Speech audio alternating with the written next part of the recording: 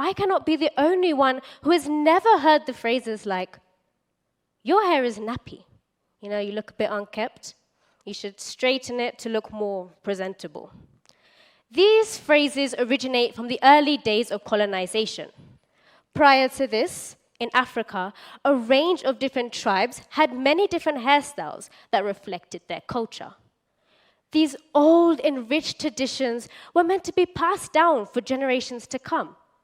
However, when slave trade occurred in Africa, many of these old and rich traditions were wiped out.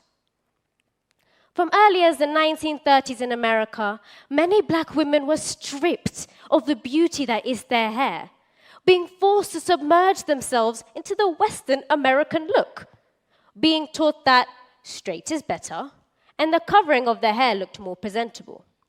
During the years of colonization, rules, restrictions, and means to enforcing Native Africans to conform to European standards were set into law. These standards included conformity to European beauty standards that disregarded the original rich traditions and cultures of various African people. In the state of Louisiana in 1786, black women had to cover their hair by law, being told that they must cover their hair to look more presentable. The lack of tools and resources to maintain their hair made it difficult for African Americans, to the extent of using butter to moisturize their hair. African hair, the most misunderstood hair texture. It's amazing how it's the only hair texture that could defy the laws of gravity. Growing up instead of down. The kinky locks that just naturally by themselves and could be styled in many different ways. Surely the word is green make it seem glamorous.